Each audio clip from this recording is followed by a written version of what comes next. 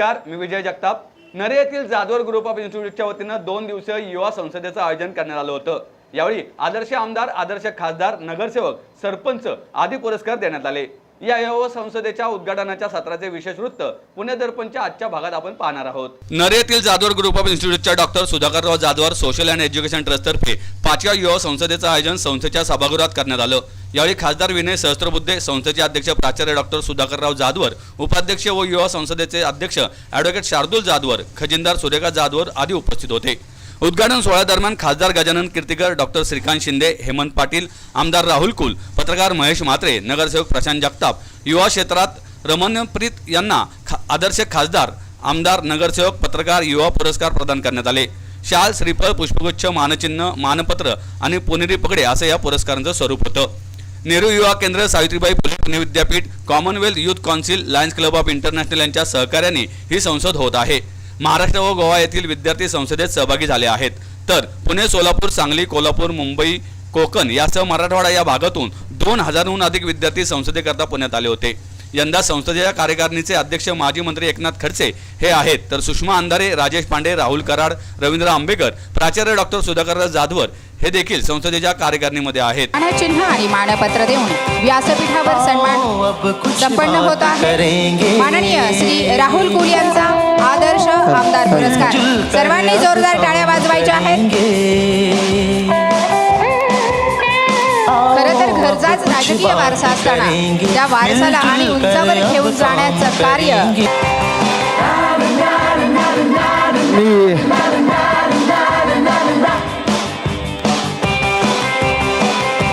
मी विनंती करतो आदरणीय राजश्रीताई पाटील यांना की आपण समवेत हा पुरस्कार या ठिकाणी स्वीकारावा.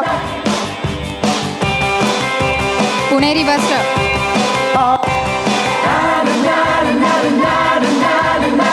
आणि मानपत्र देऊन व्यासपीठावर सन्मान संपन्न होतो आहे. माननीय डॉक्टर श्रीकांत एकनाथ शिंदे सर आदर्श खासदार पुरस्कार. सर्वांनी जोरात टाळ्या वाजवायच्या आहेत. शिवसेनेचे आदर्श खासदार माननीय श्री गजानन कीर्तीकर साहेब. पुणेरी पगडी, स्नेहाचं वस्त्र. आदर्श खासदार म्हणून पुरस्कार दिला जातो आहे. आजच्या 5व्या सध्याची राजकीय स्थित्यंतरे तरुण पिढी पाहत आहे. ही राजकीय परिस्थिती लोकांना चक्रावून सोडणारी आहे असे सांगत माजी विरोधी पक्षनेते राधाकृष्ण विखे पाटील यांनी सध्याच्या राजकीय परिस्थितीबाबत यावेळी आपलं मत व्यक्त केलंय. खरं म्हणजे आजच्या कार्यक्रमाच्या निमित्तानं आपल्यासारख्या युवकांच्या बरोबर संसदीय राजकारणाच्या संबंधी काही संवाद करण्याची मला संधी मिळते, याचं मला विशेष समाधान आहे. कारण काळानुरूप एवढा संपूर्ण राजकीय प्रक्रियेमध्ये, समाजकारणामध्ये बदल होतोय आणि रोज आम्ही तो अनुभवतोय. मी पहिल्यांदा ज्यावेळी आमदार झालो त्यावेळी काही इंटरनेट नव्हतं, मोबाईल नव्हतं, काही नव्हतं. टप्प्याटप्प्यानं हे सगळं येत गेलं. तंत्रज्ञानानं अनेक त्याचे परिणाम आपण समाज व्यवस्थेवर पाहतो. मी आता 7व्यांदा परत आमदार झालो आणि मागे वळून ज्यावेळी पाहतो संपूर्ण या 25-30 वर्षाचा कालखंड, तर किती मोठा बदल ह्या संपूर्ण व्यवस्थेमध्ये झालेला आहे. पूर्वीच्या प्रस्थापितांच्या राजकारणाचं एक वेगळं वलय होतं. नंतरच्या काळामध्ये युवकांची मोठी भरारी आपल्याला पाहायला मिळाली आणि आता आजच्या राजकारणात तर मला वाटतं युवकांनी संपूर्ण राजकारणी संपूर्ण ताब्यात घेतलं चित्र आहे. परंतु या संपूर्ण वाटचालीमध्ये हा जो आपल्यामधला जो परस्पर संवाद आहे, या सगळ्या माध्यमांच्या माध्यमातून तो आता कमी होत चाललेला आहे. मोबाईल आले आहेत, इंटरनेट आले आहेत, सोशल मीडियाचा प्रभाव वाढलेला आहे. आमचे म्हात्रे साहेब आहेत, ब्रेकिंग न्यूजचा प्रभाव वाढलेला आहे.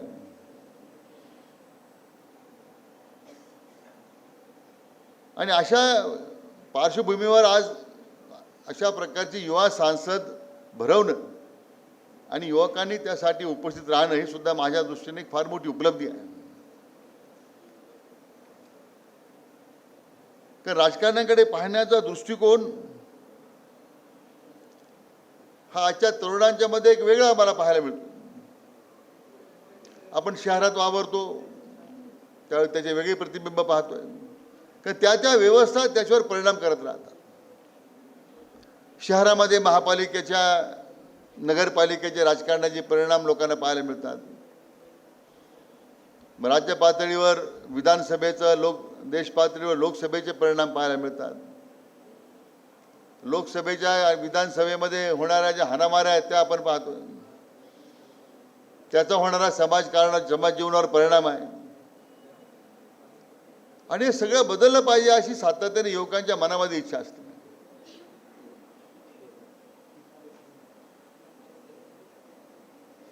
आणि म्हणून ह्या पार्श्वभूमीवर केवळ आम्ही राजकारणात यावं, चांगल्या पदावर जावं,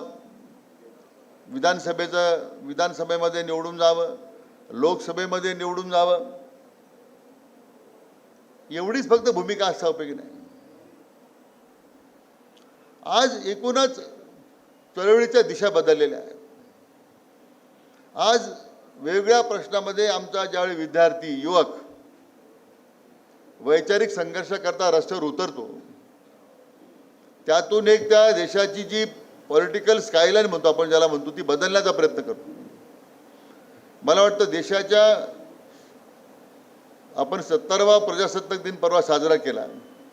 मला वाटतं त्याच्यानंतर ही अतिशय अभूतपूर्व घटना पाहायला मिळते की एवढी जागृती आज विद्यार्थी चळवळीच्या निमित्तानं संपूर्ण देशामध्ये आपल्याला पाहायला मिळते. ती कोणत्याही कारणानं असेल. आणि त्यामुळे एक मला या गोष्टीत समाधान आहे की राजकारण हे फार चुकीचं क्षेत्र आहे, राजकारणात जाणं हे आपलं काम नाही आहे अशी म्हणणारी तरुण पिढी आज राजकारणाकडे हळूहळू वळताना दिसते. त्यामुळे राजकारण प्रगल्भ होईल, चांगलं होईल आणि स्वच्छ होईल असं मला हरकत नाही. आणि ती जबाबदारी आपल्या युवा पिढीवर मला या ठिकाणी पाहायला मिळते.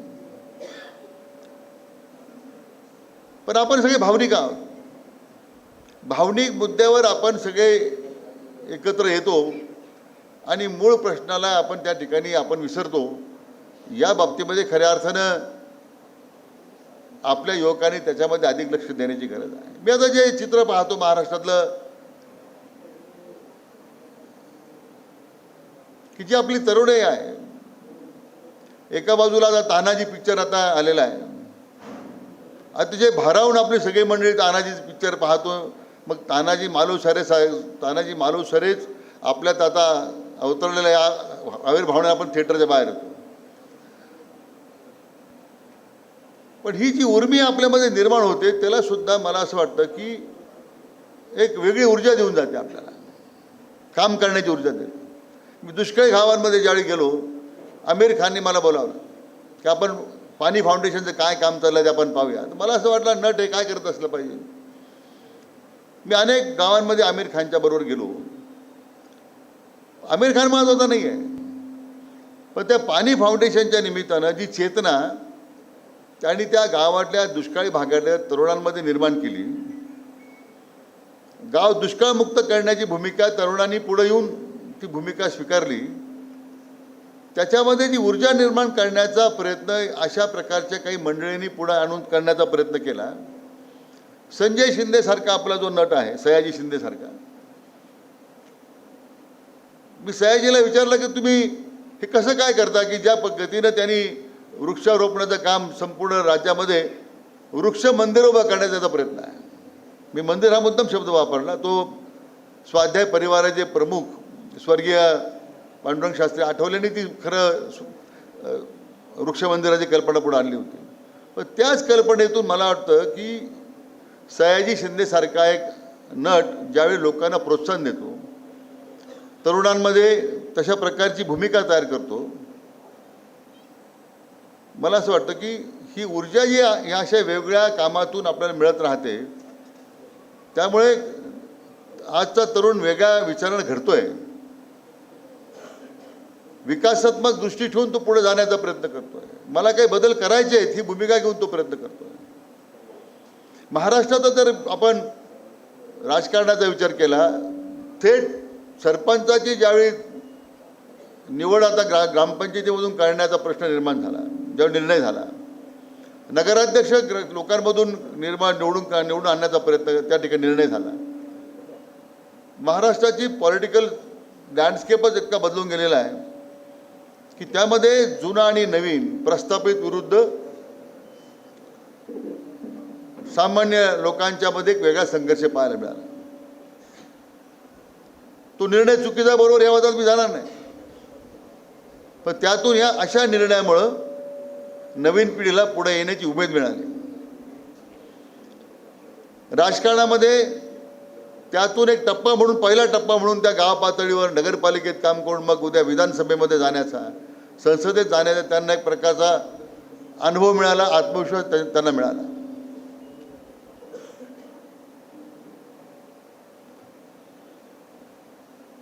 आणि प्रत्येकाने आज उद्या भाषणात आपण जे इतक्या वर्ष आपण ऐकतोय की युवक उद्याचं भविष्य आहे, पण ते युवकाचं उद्याचं भविष्य फक्त भाषणापुरतं मर्यादित राहून चालणार नाही. त्याला अशा प्रकारच्या वेगवेगळ्या संधी उपलब्ध करून देताना मला वाटतं, आणि त्याला दिलेल्या संधीचं निश्चितपणे तो चांगलं काम करून दाखवू शकतो. आपण प्रशासनामध्ये किती तरुण पाहतो आलेले आहे.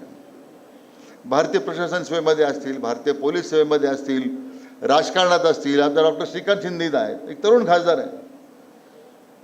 संधी मिळाली, एक स्वतःच्या कर्तृत्वावर त्यांनी आपली स्वतःची आयडेंटिटी निर्माण करण्याचा प्रयत्न केलेला आहे. आमचे नांदेडचे खासदार आहेत पाटील साहेब, मागच्या वेळी पहिल्यांदा विधानसभेला निवडून आले आणि आता पहिल्यांदाच खासदार म्हणून निवडून गेले. काय बॅकग्राऊंड आहे, शेतकरी कुटुंबातला आहे, आयुष्यभर संघर्ष केलेला आहे, शिवसेनेचा एक लढवाई आमदार म्हणून ओळख होती, आज खासदार झाले. एक नवी अनुभूती त्यांना मिळाली. आमचा राहुल पुण्याचाच आहे. म्हणजे राजकारणामध्ये मिळालेल्या जी संधी आपल्याला मिळते, त्यातून आपले जे अनुभव मिळतात, त्यातून मला असं वाटतं की या सगळ्या समाजकारणातून वेगवेगळे बदल आपण करू शकतो. या दृष्टीने आपण प्रयत्न केले पाहिजे. सरकार चालवणे, नेता बनणे हे सोपे नाही. त्याकरता प्रशिक्षण आणि अनुभव असणे गरजेचे असल्याचं मत यावेळी बोलताना भाजपचे खासदार विनय सहस्त्रबुद्धे यांनी व्यक्त केलंय. तरुण पिढीला राजकारणात येण्याचं एक स्वाभाविक आकर्षण आहे, ते योग्यही आहे. पण राजकारणात येण्यापूर्वी आपली क्षमता वाढवायला पाहिजे. राजकारण म्हणजे असं नाही आहे की मनात आलं आणि राजकारणात प्रवेश केला आणि आपण निवडून आलो, हे तर शक्यच नाही.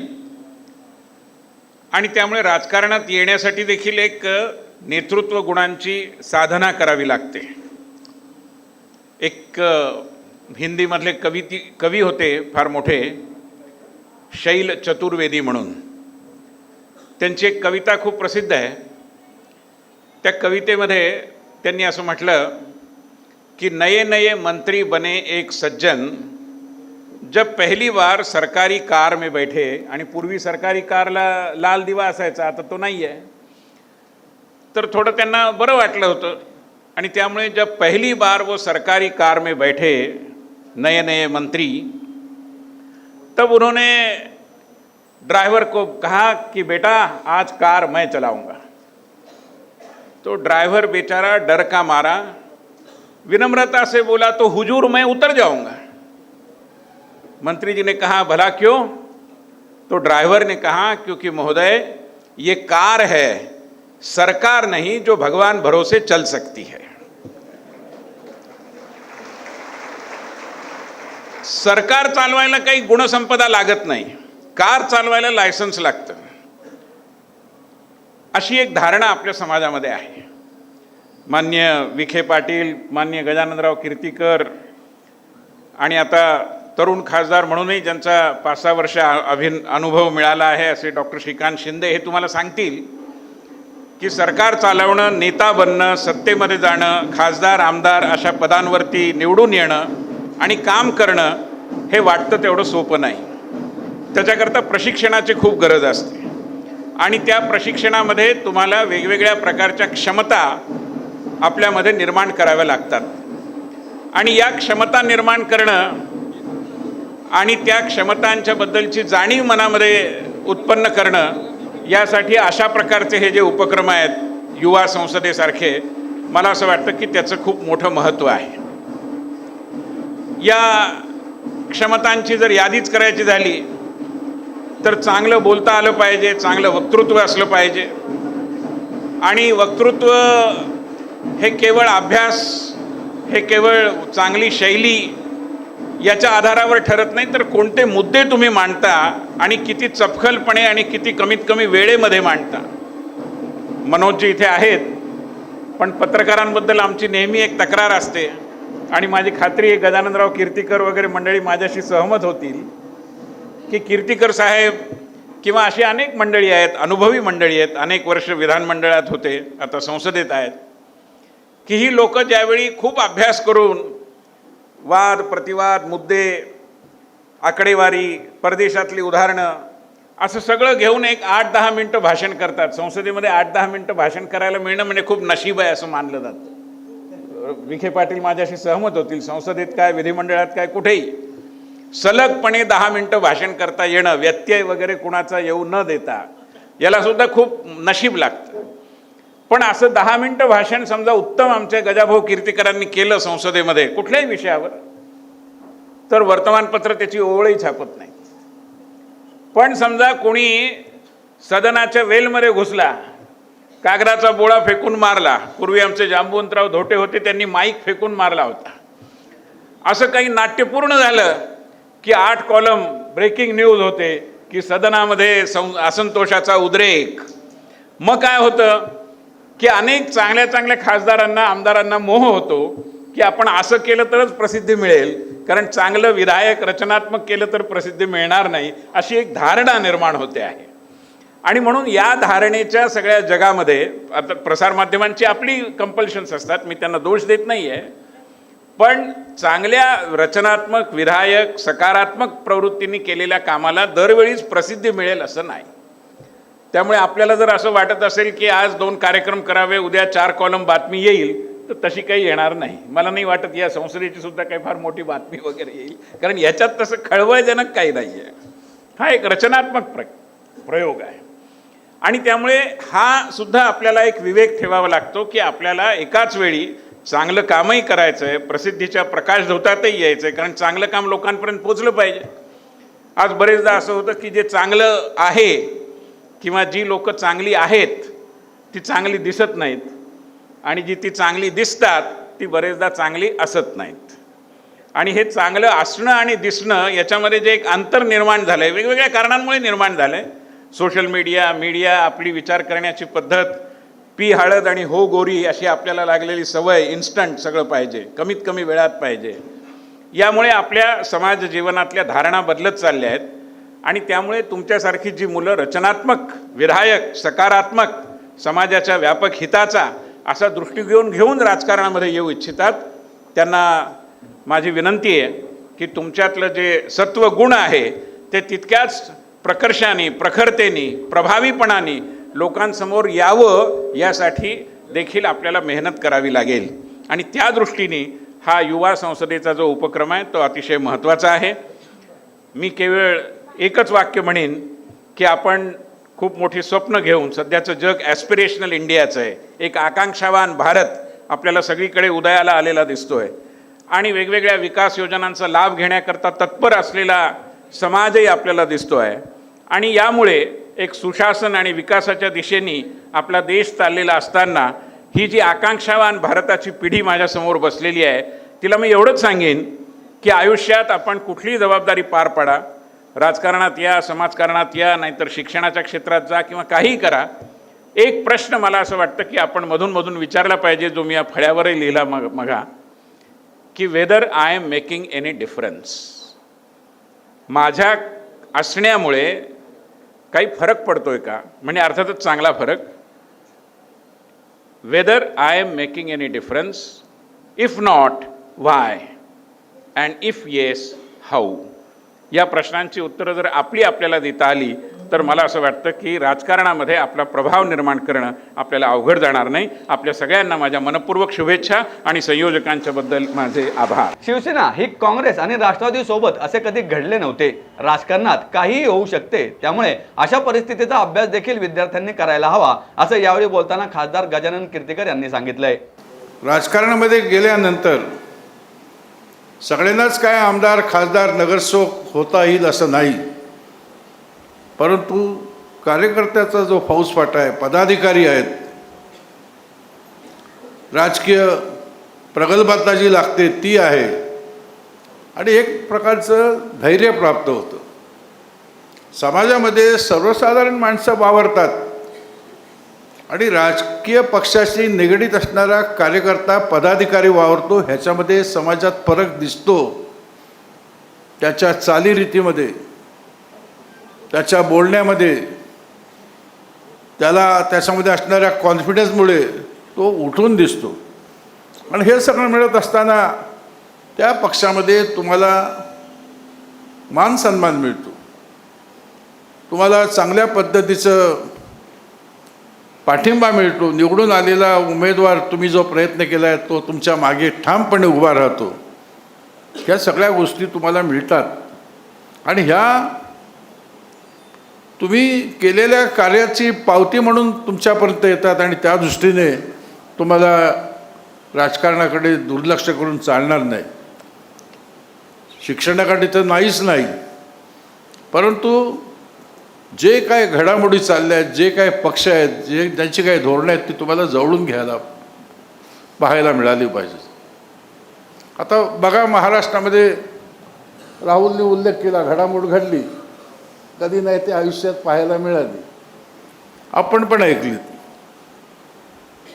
घडामोड काय घडली की देशाचे राष्ट्रपती मध्यरात्री 4 वाजता उठून, देशाचे राष्ट्रपती 4 वाजता उठून मध्यरात्री एक सही करतात, ऑर्डिनन्स काढतात, महाराष्ट्रातलं राष्ट्रपती राजवट ती विड्रॉ करतात. घटना घडली.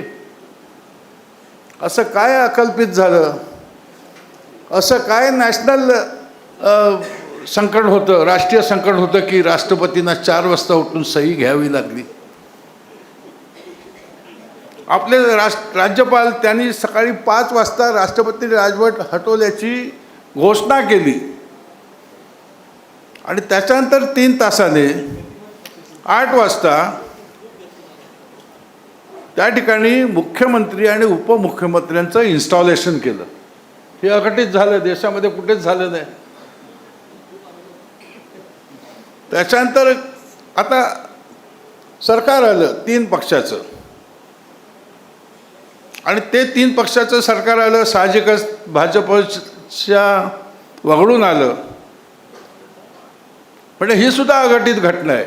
असं कधी झालं नाही की शिवसेना राष्ट्रवादी आणि काँग्रेसकडे कधी जाईल, ते पण घडलं राहून. कळलं की नाही? तर हे सगळं हे तुम्हाला विस्ताराने एवढ्यासाठी सांगितलं की राजकारणामध्ये ज्या काही घटना घडतात त्याचा एक सहज जाता जाता अभ्यास करणं हे सुद्धा विद्यार्थ्यांना फार महत्त्वाचं आहे. विद्यार्थी दशेमध्ये असताना तुम्ही म्हणाल हे माझं काही संबंध नाही, राजकारण वेगळं आहे, हे सगळं असायला पाहिजे. आणि शेवटी जाता जाता मी महेशला सांगेन, महेश अजूनही पत्रकारितेच्याबद्दल फार अंतर आहे राजकीय नेते आणि पत्रकार. आम्हाला आपल्याकडून जे मान सन्मान पाहिजे, आमच्या शुद्ध हेतूबद्दल तुमच्याकडून प्रसारित होणं पाहिजे, ते सहजा मिळत नाही. आमचं काय चुकलं असेल ते हायलाईट करतात, ब्रेकिंग करून टाकतात न्यूज त्याची. पण त्याच्याऐवजी प्रोत्साहन, मग कारण मग शेवटी प्रोत्साहन काय, असा पुरस्कार समाजातूनच मिळतात आम्हाला. बाकी तुम्ही रोज लिहिता, तुमच्या लिखाणामध्ये कधीतरी तुम्ही हाणा आणि कधीतरी तुम्ही डोक्यावर पगडी टोपी तरी घाला आमच्या, ते पण होत नाही कधी. तर ह्या दृष्टीत आमचे दुःख आहेत. ह्या सगळ्या दुःखातून आज हे जे संसद पुरस्कार जो दिलेला आहे तो खरोखरच अत्यावश्यक आहे. आज ह्या ठिकाणी आलेल्या सर्व विद्यार्थ्यांना मला वाटतं की जाधवार सर तुम्ही हे आता आणखीन व्यापक कर शार्दूल. व्यापक म्हणजे आता देशामध्ये असणाऱ्या तरुण पिढीमध्ये 2 केंद्राबद्दल उत्सुकता असते. एक आंतरराष्ट्रीय नगरी आहे मुंबई शहर, देशाची आर्थिक राजधानी, त्याच्याबद्दल आकर्षण असतं. आणि दुसरी देशाची राजधानी दिल्लीबद्दल असते. देशातल्या कुठल्याही भागात कुठल्याही तरुणामध्ये कुठल्याही कॉलेजमध्ये ते आकर्षण असतं. आणि तुमचे अभ्यास दौरे तयार करा. तुम्ही दिल्लीला आणा, संसद दाखवा, सुप्रीम कोर्टचा कारभार कसा चालतो किंवा सुप्रीम कोर्ट त्या ठिकाणी आहे ते ठिकाण दाखवा, मुंबईमधलं विधानसभा दाखवा, राज्यपाल भवन दाखवा, राष्ट्रपती भवन दाखवा. हे थोडंसं व्यापक करा तुम्ही. त्यांचे अभ्यास दौरे काढा आणि त्याच्यामध्ये एक प्रकारचा कॉन्फिडन्स येऊन देत आणि त्यांना कळून दे की बा इथे आमची संसद आहे देशाची, ही आमची महाराष्ट्राची विधानसभा आहे. आणि त्यानिमित्ताने ह्या 2 महत्त्वाच्या शहरामध्ये ही मुलं जातील. याबरोबरच पुणे दर्पणचा विशेष भाग इथे संपला. पाहत राहा पुणे दर्पण न्यूज. नमस्कार.